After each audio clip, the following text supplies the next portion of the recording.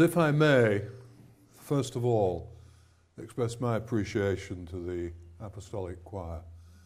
As you were singing, you reminded me very much of my days spent working with Desmond Tutu in South Africa and listening to very similar music in South Africa. Music that has its tradition in freedom, the search for freedom, and the joy of liberty, and the joy of the liberty of the gospel.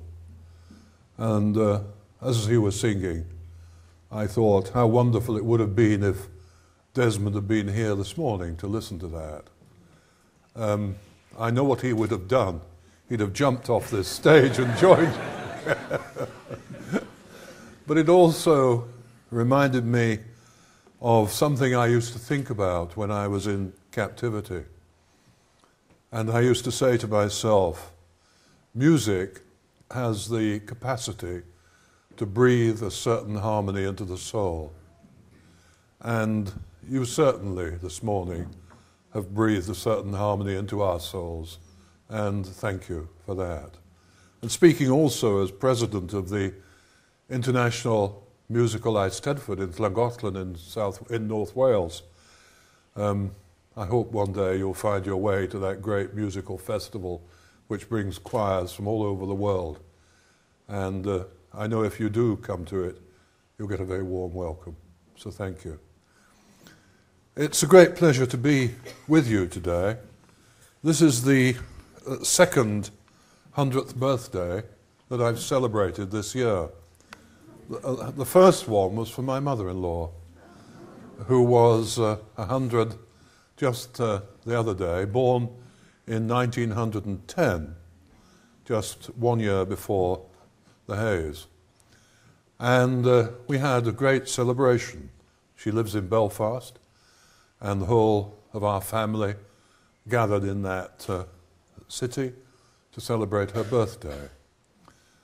And I thought, first of all, this morning, it might be interesting to capture a little of the flavour of those days, which I tried to express in a poem which I wrote for her.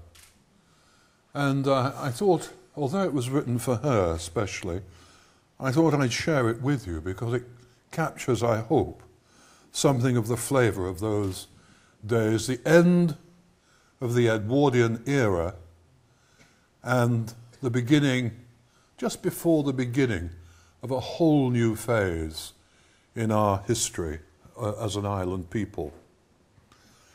Straw boaters, striped blazers, ladies with long skirts gracefully carried on a bicycle, long hot summer days when all was tranquil, when champagne cooled by the river bank, when sun never cast a shadow over empire, Edwardian days, days of your infancy, Joan, days when with your first breath you inhaled the aroma of power and privilege, so ably won by your forefathers.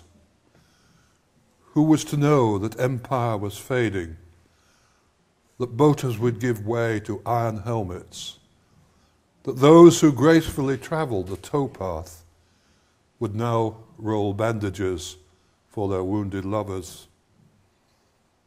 Who was to know, Joan, that in your infancy a mighty war would rage, shattering dreams, filling the earth with a million screams as limb was torn from limb? The bicycle, now no more, transformed into a tangled web of wire, impeding the enemy and tearing at those who would seek free passage.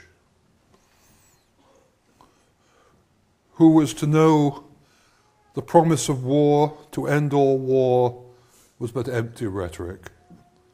We may hope, we may wish for flowers to bloom from the ravages of war. 1,000,000 flowers bloom, alas, poppies, blood red, deep blood red. They do not wilt in the heat of summer. Their life has gone as you begin yours. We all know that peace must be guarded, that power seeks to multiply and smash all who would impede its quest. We look across the fields of Flanders, another million poppies, shattered dreams. Edwardian days are but a memory. Empire is dying. I think it was in that context of the end of an era and the beginning of a new period in global history that this centre was founded. And it was founded by a group of men, supported by women, who had an inspiration, who recognized that it was important that there be a place where Christians from different backgrounds could gather together. Student Christian movement, a mighty movement in its day, still existing, but certainly mighty in the days when I was young.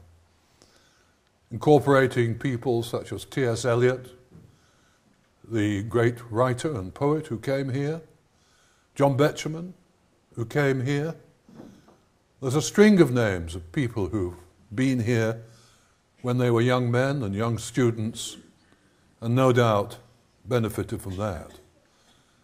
But as that little poem reminds us, many of the young men who came here and who gathered together here would go forward into the First World War, and many never returned.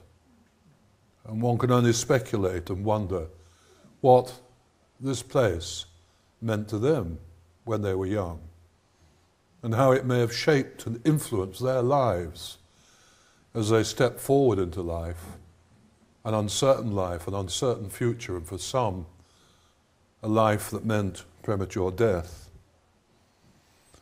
I've been coming here now for almost 50 years, a long time. And anyone who's been coming across the years, year after year, to Swanwick, of course will have memories, as we heard this morning, those memories so ably read and so interesting. And there are 1,000 more, and there will be another 1,000, another 10,000 not recorded.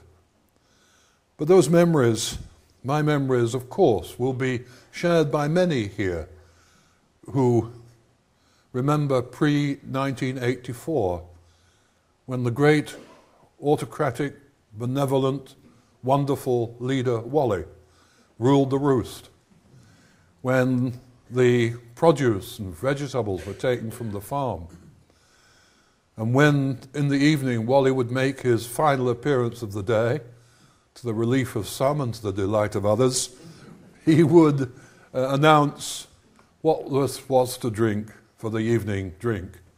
Ovaltine, Horlicks, and some mysterious concoction that is hardly seen today, instant postum.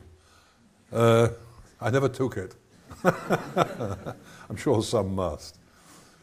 But he was a great character, and if you haven't seen the little rose garden that's now there in his memory, do take an opportunity to see it today.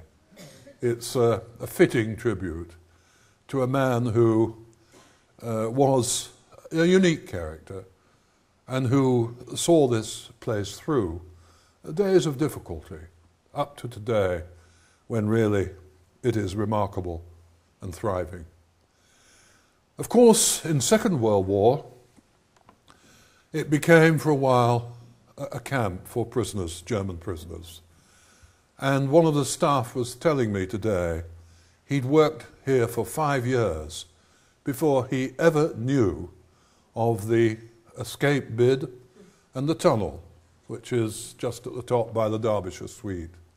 I went to see it myself for the first time, and I didn't know of it. And I'd been coming for almost 50 years and never knew that there was that escape tunnel. Quite a remarkable story. But it links a little bit with my own experience of captivity, and I have 2 stories I can tell you about that. The first one is somewhat amusing, the second one a little more serious, both true. When I was in captivity myself, I missed, of course, many things. The obvious, family, friends, freedom, of course I missed that. But one thing I did miss in particular, I missed books. Because I had almost 5 years, 4.5, in very strict solitary confinement, chained to the wall for 23 hours and 50 minutes a day, sleeping on the floor, no natural light in the room, blindfold when anyone came into the room, no books or papers or contact with the outside world, nothing. And so it was a bleak existence. And I often regarded people who were in prisons of war camps such as this as living rather a life of luxury. When you look at some of the old photographs, they weren't treated too badly here at all. But in those days I missed books, and I used to plead with my guard to bring me books.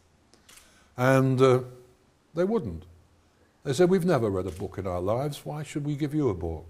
They seemed to think one should be perfectly happy, sitting on the floor day in and day out with one's own thoughts.